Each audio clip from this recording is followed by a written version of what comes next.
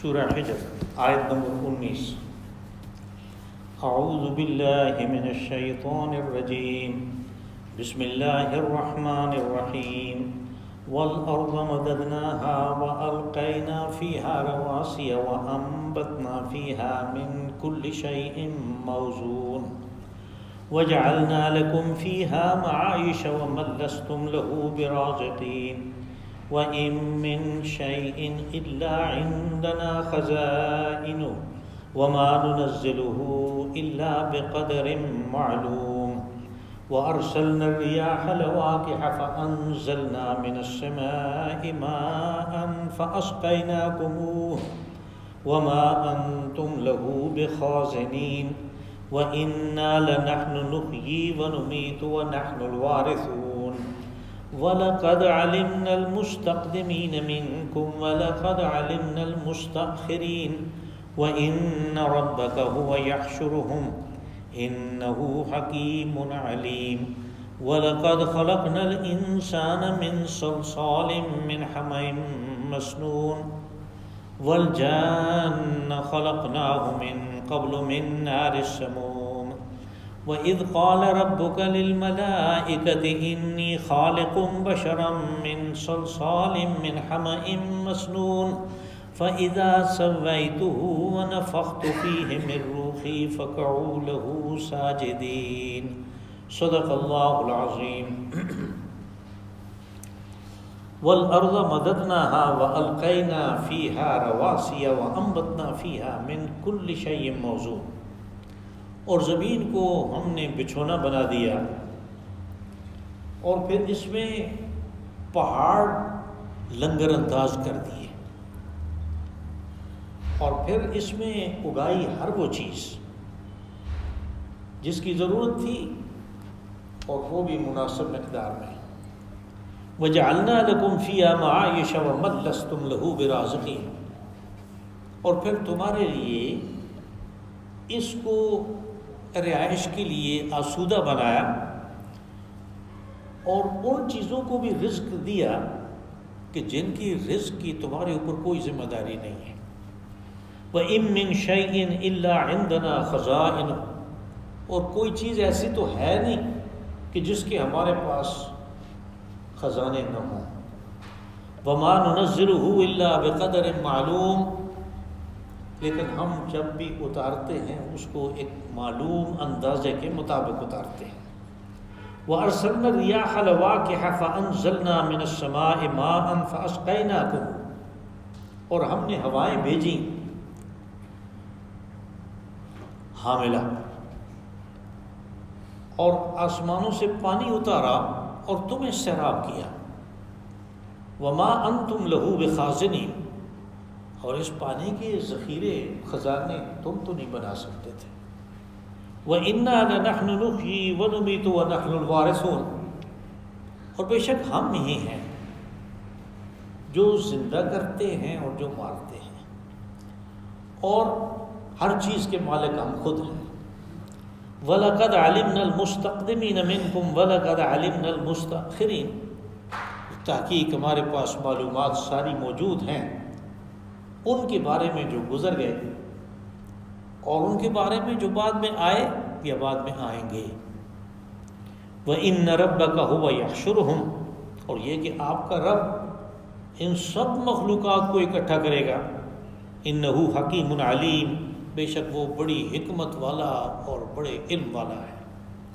وَلَقَدْ خَلَقْنَا الْإِنسَانَ مِنْ صَلْصَالٍ مِّنْ حَمَإٍ مَّسْنُونٍ، اور تحقیق ہم نے پیدا کیا انسان کو سڑے ہوئے خشک گارے کی مٹی سے جس میں بو پیدا ہو گئی تھی۔ وَالْجَانَّ خَلَقْنَاهُ مِنْ قَبْلُ مِنْ نَارِ السَّمُومِ، اور اس سے پہلے جنات کو ہم پیدا کر چکے تھے ایک شعلے سے۔ وَإِذْ قَالَ رَبُّكَ لِلْمَلَائِكَةِ إِنِّي خَالِقٌ بَشَرًا مِّن صَلْصَالٍ مِّنْ حَمَإٍ مَّسْنُونٍ، اور جب آپ کے رب نے ملائکہ سے کہا کہ میں ایک بشر پیدا کرنے والا ہوں سڑے ہوئے گارے کی مٹی سے جو کھنکھناتی ہے۔ فَإِذَا سَوَّيْتُهُ وَنَفَخْتُ فِيهِ مِن رُّوحِي، پر جب میں اس کا تسویہ کر چکوں، یعنی اس میں وہ صفات ڈال چکوں جو کہ ضروری ہیں اس کے لیے، اور اس میں اپنی روح میں سے پھونک لو، فقعوا لہ ساجدین، تو پھر تم اس کے حضور سجدے میں گر جانا۔ ہمارے آج کے درس کے دو حصے ہیں۔ پہلے حصے میں جو اللہ نے انسان کے اوپر بغیر کسی اس کی درخواست کے، بغیر کسی اس کے عمل کے، بغیر کسی ادائیگی کے جو انعامات کیے، ان کا تذکرہ ہے، اور ان میں پہلی چیز زمین کا انسان کی بود و باش کے لیے مناسب بنانا ہے۔ اب اس انسان کی بود و باش کے لیے دن رات بھی چاہیے تھے اور موسموں کی تبدیلی بھی چاہیے تھی۔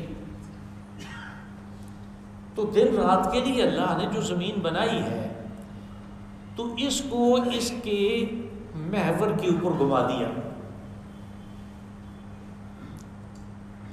اور سورج کے سامنے یہ اس طرح چلتی ہے کہ کسی حصے پہ دن ہے، کسی پہ رات ہے۔ اب جب کوئی اس طرح کا اتنی بڑی چیز گھوم رہی ہو اور پھر کافی سپیڈ سے، کافی رفتار سے گھوم رہی ہو، یعنی زمین کی رفتار یہ ہے کہ خط استوا پہ 6000 فٹ پر گھنٹہ کے حساب، 6000 کلومیٹر گھنٹہ کے حساب سے یہ گھوم رہی ہے، جو کہ بہت بڑی سپیڈ ہے، لیکن بالکل بیلنس ہے، اس کے توازن میں کوئی فرق نہیں پڑتا۔ حالانکہ آپ، اور پھر زمانہ گزر گیا، اس کی ساخت کو کتنا تبدیل کیا گیا، جہاں پہ کچھ نہیں تھا، صحرا تھے، وہاں پہ لوگوں نے وہ اتنی بڑی بڑی عمارتیں بنا دی، برج خلیفہ بنا دیا، کتنے بڑے بڑے ٹاور، اور کیسی کیسی، یعنی 100 سے اوپر منزلوں کی عمارتیں بنائیں، اور اب تو ایسے شروع ہو گئے کہ جیسے حدیث رسول میں آیا کہ عمارتوں کا مقابلہ ہوگا، کہ وہ جدہ میں ایک اور بلڈنگ کھڑی کر رہے جو 1 کلومیٹر 1000 میٹر اونچی ہوگی، اور وہ دنیا کی سب سے بڑی اونچی عمارت ہوگی صرف چند سالوں کے لیے، کیونکہ جاپانیوں نے اس کے مقابلے میں اس سے اونچی بنانے کا انتظام کر لیا ہے۔ اور دوسری طرف پہاڑوں کو تراش خراش کے ان کے سے جو مٹیریل نکلتا ہے اس کو نکال کے کدھر کا کدھر لے جا رہے ہیں، اور پھر زمین کے اندر سے چیزیں نکالی جا رہی ہیں، اور یہ کام سینکڑوں سال سے ہو رہا ہے، لیکن اللہ نے اس کو بیلنس رکھا ہے۔ دوسری جگہ قرآن پاک میں اس طرف اشارہ ہے، تو انبیاء میں کہا کہ وَأَلْقَىٰ فِي الْأَرْضِ رَوَاسِيَ أَن تَمِيدَ بِكُمْ، کہ ہم نے پہاڑوں کے ذریعے سے اس کو متوازن بیلنس بنایا کہ کہیں ایسے نہ ہو کہ یہ ایک طرف کو لڑک جائے۔ وہ اگر ایسے کرنا، ٹائر جو ہے کچھ عرصے کے بعد آپ کو دوبارہ لے جانا پڑتا ہے اس کو بیلنس کرنے کے لیے، اور اگر وہ سفیر کی شکل میں ہو تو پھر تو اور بھی مشکل ہوتا ہے اس کو بیلنس رکھنا۔ اللہ نے اس کو انسان کے لیے کہ اس کو پتہ ہی نہیں چلتا کہ یہ چل رہی ہے، اور پھر اس کے اندر صرف وہی چیز نہیں ہے، یہ اس کے علاوہ ایک اور اس کی گردش ہے، وہ سورج کے گرد گھومتی ہے، جس کی وجہ سے موسم تبدیل ہوتے ہیں، اور دن رات کی جو لمبائی ہے آپس میں وہ تبدیل ہوتی ہے۔ اور پھر ایک تیسری حرکت ہے کہ سارے کا سارا نظام شمسی جو ہے وہ بھی آگے جا رہا ہے، کل فی فلک یسبحون، ہر ایک اپنے اپنے مدار میں گردش کر رہا ہے۔ اب اس نے کہا کہ اس زمین کو میں نے تمہاری بود و باش کے لیے، تمہاری رہائش کے لیے بالکل مناسب بنایا ہے، اور آگے یہ بات آئے گی اگلے حصے میں کہ اسی زمین کا جو خمیر تھا اس سے تمہیں پیدا کیا، اور اسی زمین میں تمہارے لیے سب کچھ رکھا جس چیز کی تمہیں ضرورت ہے۔ کہا وَالْأَرْضَ مَدَدْنَاهَا وَأَلْقَيْنَا فِيهَا رَوَاسِيَ، کہ زمین کو ہم نے بطور بچھونا بنا دیا کہ تمہارے لیے یہ فرش ہے، اس کے اوپر تمہاری رہائش ہے۔ یعنی انسان کی پیدائش اور دوسری چیزوں کی پیدائش جو ہے اس میں پانی ایک لازمی جز ہے، لیکن کچھ مخلوقات ایسی ہیں کہ ان کو اس نے خشکی کے لیے مناسب بنایا، دوسری ایسی ہیں کہ جو پانی کے لیے مناسب ہے۔ تو پھر دونوں قسم کی مخلوقات اسی مٹی سے پیدا ہوئیں، لیکن پانی کا عنصر بیچ میں موجود تھا۔ ہمیں سمندروں میں بھی اس کی مخلوقات ملتی ہیں اور خشکی کے اوپر بھی۔ اس کو یہاں پہ لے آئیں تو وہ زندہ نہیں رہ سکتا، اس کو وہاں جا کے ڈبو دیں تو یہ بھی زندہ نہیں رہ سکتا، اس کی بھی موت واقع ہو جاتی ہے۔ کہا ہم نے زمین کو بچھونا بنایا تمہارے لیے، انسان کی بات ہو رہی ہے، اور پھر اس کے اوپر پہاڑ رکھے آپ نے، وَأَلْقَيْنَا فِي الْأَرْضِ رَوَاسِيَ۔ یہ پہاڑ جو ہیں ان کے بارے میں جگہ جگہ یہی بات آتی ہے کہ یہ لنگر جیسے جہاز کا ہوتا ہے، تو وہ اس کو جب لنگر گرا دیتے ہیں تو وہ کھڑا ہو جاتا ہے پانی میں اس اپنے لنگر کی وجہ سے۔ زمین کو بھی اس نے متوازن کر دیا ان پہاڑوں کے ذریعے سے۔ وَأَنبَتْنَا فِيهَا مِن كُلِّ شَيْءٍ مَوْزُونٍ، کا ہر چیز جس کی ضرورت تھی نباتات میں سے، انبتنا نباتات میں سے جس کی ضرورت تھی وہ ہم نے اگا دی تمہارے لیے۔ ظاہر ہے ہم بڑی محنت کرتے ہیں تو پھر اپنی ضرورت کی چیز اگاتے ہیں، لیکن مسئلہ یہ ہے کہ زمین کے اندر اس کو اگانے کی صفت کس نے رکھی؟ وہ جو دانہ ہم بیج کے طور پہ ڈالتے ہیں اس کو پھاڑ کے اس میں سے کومپل نکالنے کی صفت کس نے رکھی؟ اور اس کی طرف اس نے اشارہ کیا، ان اللہ فالق الحب والنوا، کہ اللہ وہ ہے کہ جو دانے کو بھی پھاڑتا ہے اور گٹھلی کو بھی پھاڑتا ہے۔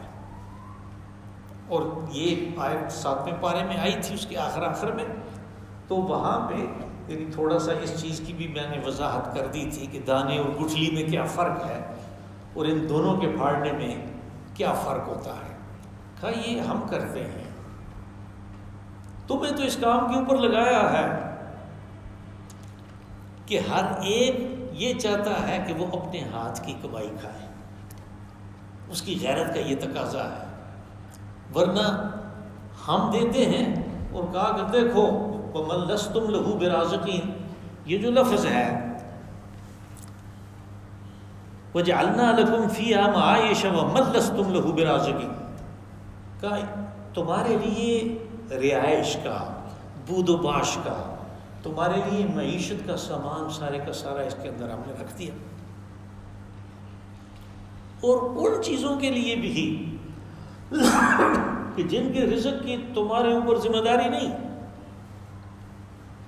اب اس کی طرف اشارہ اس لیے کیا کہ کہیں ایسے نہ ہو کہ محنت کر کے حاصل کرے تو یہ سمجھے کہ یہ میری چیز ہے، میں نے کمایا ہے۔ نہیں، ہم ان کو بھی تو دے رہے ہیں کہ جن کے لیے تم کچھ بھی نہیں کرتے، تم نے تو اپنے لیے اگایا، لیکن اللہ نے یہ انتظام کیا تھا کہ تم گندم نکال کے لے جاؤ، بس بچے گا وہ جانور کھا لیں گے،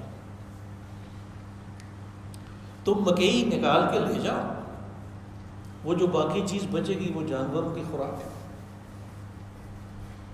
اور پھر دوسری چیزیں کہ آپ کچھ بھی نہیں کاشت کرتے، آپ اس کو صرف چھوڑ دیتے ہیں، جاؤ، وہ رات کو پیٹ بھرا ہوا واپس آ جاتا ہے۔ وہ یہ جو لفظ ہے من لستم، اس میں ایک حرف جر محذوف ہے عربی کے قاعدے کے مطابق، اور وہ ہے اصل میں ہوگا وَلِمَن لَسْتُمْ لَهُ بِرَازِقِينَ، کہ ہم ان کو بھی سب کچھ مہیا کر رہے ہیں اگرچہ وہ تمہیں فائدہ دیتے ہیں، یعنی ان کا اور کوئی کام نہیں ہے۔ اس کے گوشت کو تم کھاتے ہو، اس کی چربی کو تم روغن کے طور پہ استعمال کرتے ہو، اس کی ہڈیوں کو استعمال کرتے ہو، اس کی چمڑے کو تم استعمال کرتے ہو، اس کے بالوں کو تم استعمال کرتے ہو، کھا دیتے ہم نے اس کو بھی، تمہارے کام آتا ہے، تمہارے اوپر اس کے رزق کی ذمہ داری نہیں ہے۔ وَإِن مِّن شَيْءٍ إِلَّا عِندَنَا خَزَائِنُ، کہا ایسی کوئی چیز ہے نہیں کہ جس کے ہمارے پاس ذخیرے نہ ہو، خزانے نہ ہو. سب چیز بہت وافر مقدار میں موجود ہے، لیکن ہم کیا کرتے ہیں؟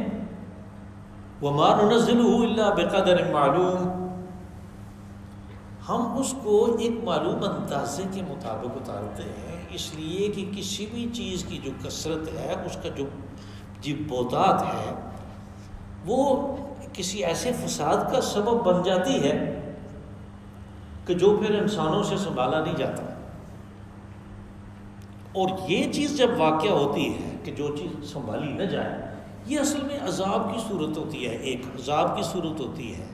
جیسے یہ بوٹی ہے، جدھر جاؤ یہ اگی ہوئی ہے، اور اس نے تمام وہ دوسری چیزیں کہ جو اگتی تھیں ان کو نیچے دبا دیا ہے. یہ بھی ایک عذاب کی کیفیت ہے، یہ بھی ایک سزا کی کیفیت ہے. تو کہا کہ ہم تو ہر چیز اندازے کے مطابق اتارتے ہیں، اور یہی وہ چیز ہے کہ جس کو دوسری جگہ پہ یعنی سورہ فرقان کی دوسری آیت میں اس کو تقدیر کہا گیا. قدرہ تقدیرہ، کہ ہم نے ہر چیز کے لیے ایک ایسٹیمیٹ مقرر کیا ہوا ہے کہ اس کے مطابق اتاریں گے. اور وہ کس لیے ہے؟ کہ انسانی تمدن کی جو ترقی ہے، جو اس کا بود و باش ہے، اس میں زیادہ سے زیادہ آسانی ہو. یہ سارا کچھ اس لیے ہے. وَأَرْسَلْنَا الرِّيَاحَ لَوَاقِحَ فَأَنزَلْنَا مِنَ السَّمَاءِ مَاءً.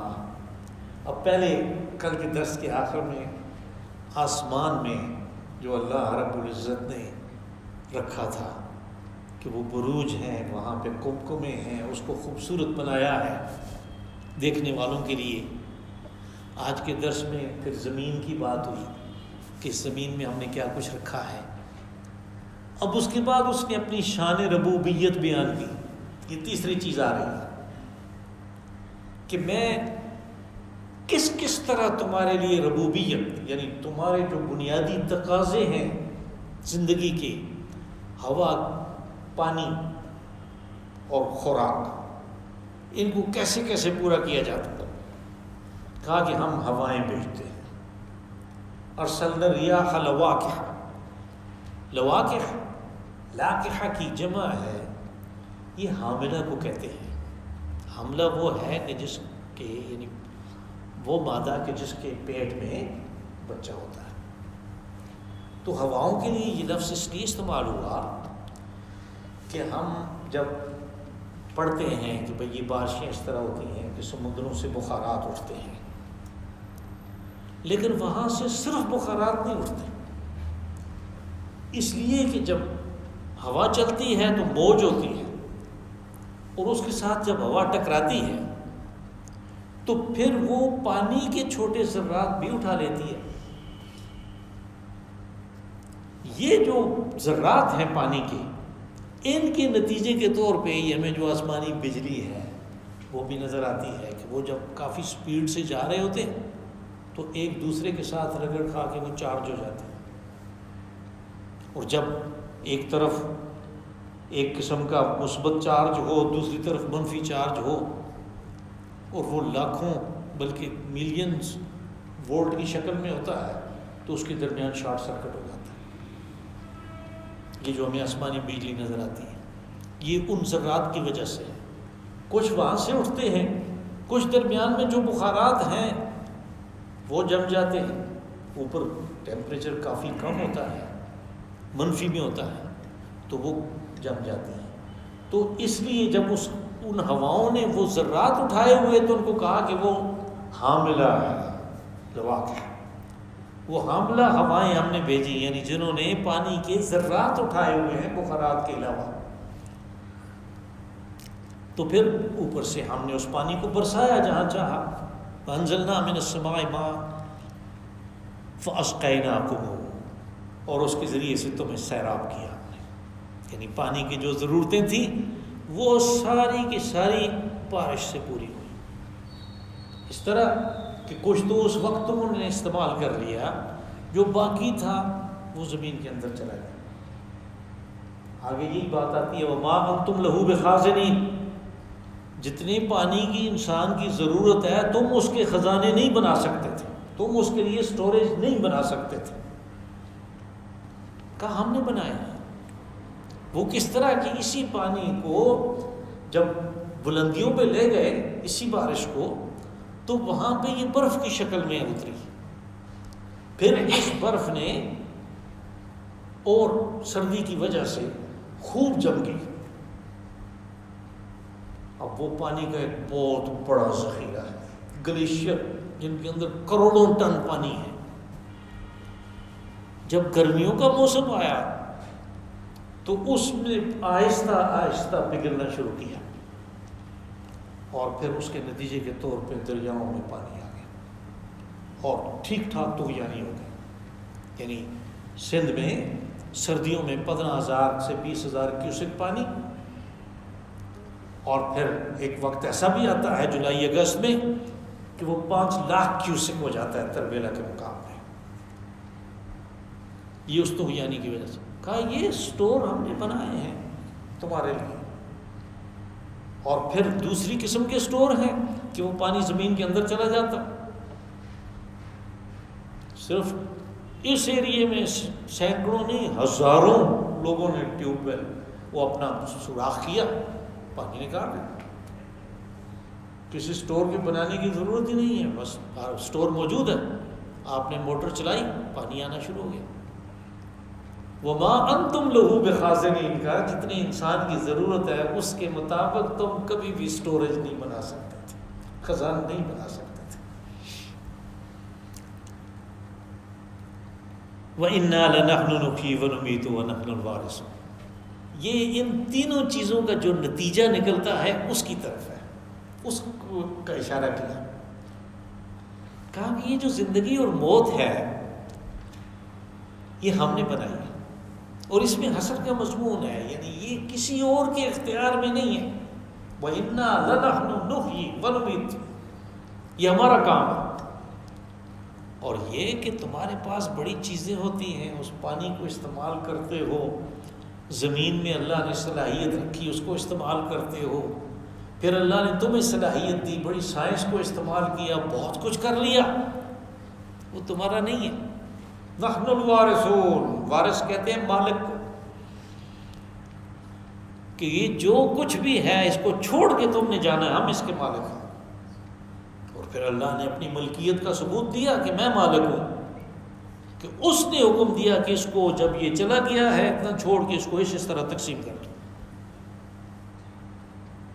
اس نے حکم دیا اور ہم نے اس کے حکم کو مانا، اس کا مطلب اصل مالک تو وہ ہوا نا، اِنَّا لَنَحْنُ الْوَارِثُونَ، ہم مالک ہیں۔ یہ ان ساری چیزوں کا جو نتیجہ ہے وہ یہ سمجھنا چاہیے، نہیں اس کے اوپر غور کریں گے تو یہاں پہنچتا ہے کہ مالک تو اللہ ہے، جس کو دیا اس نے دیا، اور جو دیا وہ اس کا فضل ہے۔ زندگی اور موت اس کے ہاتھ میں ہے، تو پھر موت کے بعد اس نے کہا کیا ہوگا؟ وَلَقَدْ عَلِمْنَا الْمُسْتَقْدِمِينَ مِنْكُمْ وَلَقَدْ عَلِمْنَا الْمُسْتَأْخِرِينَ، کہا ہم ان کو بھی جانتے ہیں جو پہلے گزر گئے۔ ان کو جاننے سے مراد یعنی ان کے عقائد، ان کے اعمال، ان کا کچا چٹھا سارے کا سارا ہمارے پاس محفوظ ہے، ریکارڈ میں ہے، اور ان کا بھی ہمارے پاس موجود ہے، اور ہم ان کو بھی جانتے ہیں، پوری معلومات ہوگی ہمارے پاس جو ان کے بعد آئے یا اب کے بعد آئیں گے۔ مستاخرین میں یہ دونوں آ جاتے ہیں۔ اب یہ اس آیت اس کے فوراً بعد اس لیے آئی کہ وہ زندگی اور موت کا کر کے خود بخود آدمی اس نتیجے پہ پہنچتا ہے کہ پھر یہ سارے کا سارا جو ہے اس کا حساب بھی تو ہونا ہے، ویسے ہی تو نہیں چھوڑ دیا اس نے۔ تو جب حساب ہونا ہے تو اتنے زیادہ انسانوں کا اتنا بڑا حساب ہر عمل کا، یہ کس کے پاس ہے؟ اس نے کہا ہمیں سارا پتہ ہے۔ یہ جو یعنی اس کو پڑھنے کے بعد جو انسان کے سوال ایک پیدا ہوتا ہے، یہ اس سوال کا جواب ہے کہ ہمارے پاس ساری معلومات موجود ہیں، پہلوں کی بھی اور پچھلوں کی بھی۔ وَإِنَّ رَبَّكَ هُوَ يَحْشُرُهُمْ، کہا کہ یہ جو پہلے والے ہیں، یہ جو پچھلے ہیں، جو بعد میں آئیں گے یا جو ان کے بعد جو آئے، ان سب کو اللہ اکٹھا کرے گا. حشر اکٹھا کرنے کو کہتے ہیں، اور یہیں سے محشر ہوا کہ جہاں پہ سب اکٹھے ہو کے جائیں گے. اس کے ساتھ اللہ نے 2 صفات رکھی، اپنی 2 صفات کا تذکرہ کیا. انہ حکیم علیم، کہ اللہ بڑی حکمت والا ہے، اور اس کی حکمت اس بات کی مقتضی ہے کہ وہ سب کو اکٹھا کر کے حساب کرے، اور جزا و سزا کا جو نظام اس نے بنا رکھا ہے اس کو نافذ کرے. اور یہی وہ چیز ہے کہ جب اس کو آدمی یعنی تصور میں لے آئے تو پھر اس کی زندگی کی سمت درست ہو جاتی ہے. اس نے ساتھ کہا کہ علیم، یعنی ان سب کی جو معلومات ہیں وہ ساری کی سارا اللہ ان کو جانتا ہے، علم سے ہے. علیم فعیل کے اس وزن پہ مبالغہ کا صیغہ ہے کہ کوئی ایسی چیز ہے نہیں ہے، کوئی ایسا انسان نہیں ہے کہ جو اکٹھا اس میدان میں آنے سے رہ جائے، اور کسی انسان کا کوئی عمل نہیں ہے کہ جو حساب کتاب کے اندر نہ ہے. یہ اس کی معلومات ہے، اس لیے کہ وہ سب سے زیادہ معلومات ہیں، ہر چیز کا اس کو پتہ ہے. اس کے بعد دوسرا مضمون شروع ہوتا ہے کہ یعنی انسان کی پیدائش اور پھر جنات کی پیدائش اور ابلیس کا معارضہ کہ اس نے اللہ کا حکم ماننے سے انکار کیا. واقعہ یہ تو 2 دفعہ پہلے آ چکا، سورہ بقرہ میں اور سورہ اعراف میں. وہاں پہ دونوں جگہوں پہ جیسے جیسے اس کی ضرورت تھی اس کو میں نے بیان کر دیا. آج بھی نظم کلام کو سمجھنے کے لیے، واقعہ تو سب کو پتہ ہے اور بیان ہو بھی چکا، نظم کلام کو سمجھنے کے لیے جن چیزوں کی ضرورت ہے میں ان کا تذکرہ کروں گا تاکہ معاملہ طویل نہ ہو جائے. کہ ہم نے انسان کو پیدا کیا من سلسال. سلسال اس مٹی کو کہتے ہیں کہ جس میں کسی وقت پانی موجود تھا، یعنی گارا تھا، وہ خشک ہو گیا یہاں تک کہ وہ بجنا شروع ہو گیا. اس مٹی سے کہا اس کو بنایا. ہمیں مسنون جو سیاہ ہو گئی تھی اور اس میں سے بو بھی آ چکی تھی. یہ اس لیے بتایا کہ انسانوں کو پتہ ہو کہ ان کا جو خمیر ہے وہ اس زمین سے اٹھا ہے، اس مٹی سے اٹھا ہے، اور وہ کوئی ایسی چیز نہیں ہے کہ کسی جگہ سے کوئی بہت خوشبودار قسم کی بڑی اعلیٰ قسم کی مٹی دیکھ کے پھر اس میں کوئی عطر شطر ملا کے کچھ ایسا ملا کے انسان کو مرا ہے. نہیں، وہ تو سڑی ہوئی مٹی تھی. گارا بھی وہ جس سے یعنی خشک ہو کے اس سے بو آ چکی تھی، اس سے انسان کا خمیر اٹھایا ہے. والجان خلقناہ من قبل من نار سموم. کہ اس سے پہلے ہم ان جنوں کو پیدا کر چکے تھے. سموم کہتے ہیں گرم ہوا کی لپٹ کو. آپ نے اردو میں بھی یہ لفظ استعمال ہوتا ہے باد سموم. جو صحراؤں سے گرم ہوائیں چلتی ہیں ان کو کہتے ہیں باد سموم. جو سمندروں سے ٹھنڈی ہوائیں چلتی ہیں ان کو کہتے ہیں باد نسیم. تو جب اس کے ساتھ نار آ گیا یعنی آگ، تو گرم ہوا اور آگ یہ دونوں مل کے جو چیز بنتی ہے اس کو کہتے ہیں شعلہ. کیا اس سے پہلے ہم جنات کو اس آگ کے شعلے سے پیدا کر چکے تھے. دونوں کا تذکرہ ہو گیا. یہ دونوں وہ مخلوقات ہیں کہ جن کے پاس ارادہ و اختیار ہے، یعنی وہ کسی کام کے کرنے کا ارادہ کر سکتے ہیں اور اس کو کرنے کے ان کے پاس مختلف ترجیحات ہوتی ہیں، آپشنز ہوتی ہیں، لیکن ان کے پاس ساتھ میں اختیار ہوتا ہے کہ جس کو چاہو تم اختیار کر لو، پابندی کوئی نہیں ہے. یعنی اذان ہو گئی، اس کو پتہ ہے نماز کے وقت ہو گیا ہے، لیکن اس کے پاس اختیار ہے مسجد کو آئے یا نہ آئے. جبکہ اللہ کی جو باقی مخلوقات ہیں ان کے پاس اختیار نہیں ہے، ارادہ نہیں ہے، بس کہا کہ ان کو جس کام پہ لگا دیا گیا، جس وظیفے پہ لگا دیا گیا، جو ان کا فنکشن ہے وہ کر رہے ہیں، اور وہ اس کو رضا و رغبت سے کر رہے ہیں۔ آگے سورہ حامیم سجدہ میں یہ بات آئے گی کہ وہ اس کو خوشی سے کر رہے ہیں، رضا اور خوشی سے کر رہے ہیں، حالانکہ ان کی جو جسامت ہے، ان کے اندر جو کچھ ہو رہا ہے وہ انسان کی تخلیق سے بہت بڑی چیز ہے۔ سورج ہے، چاند ہے، ستارے ہیں، زمین ہے، آسمان ہے، یہ سارا کچھ ان کے پاس اختیار نہیں ہے۔ انسان اور جنات کے پاس اختیار ہے۔ بس آگے اس اختیار کی ایک مثال آ رہی ہے، قریش کو بتایا جا رہا ہے کہ تمہارے ساتھ، یعنی نظم کلام جس کو میں کہتا تھا وہ یہ ہے کہ تمہارے پاس اختیار ہے، ابلیسی راستہ اختیار کرو یا آدمیت کا راستہ، تمہارے پاس بھی اس بات کا اختیار ہے۔ لیکن یہ کہ میں چونکہ اس سے اعلیٰ ہوں، عرفہ ہوں، کہ یہ بات کہتے ہوئے اپنی خاندانی عصبیت کو، ان چیزوں کو دوسروں کے سامنے اجاگر کرتے ہوئے اور تفاخر کرتے ہوئے اس بات کو ذہن میں رکھو کہ یہ دوسرا اور میں دونوں سڑی ہوئی بودار اور مٹی سے پیدا کیے گئے، دونوں کا خمیر ایک ہی ہے، اس لیے کسی کو کسی پر فخر حاصل نہیں ہے، جو بات حجۃ الوداع میں رسول اللہ صلی اللہ علیہ وسلم نے فرمائی۔ تو ان کو پہلے اس سے پیدا کر چکے تھے۔ وَإِذْ قَالَ رَبُّكَ لِلْمَلَائِكَةِ إِنِّي خَالِقٌ بَشَرًا مِّن صَلْصَالٍ مِّنْ حَمَإٍ مَّسْنُونٍ، اور جب اللہ نے فرشتوں سے کہا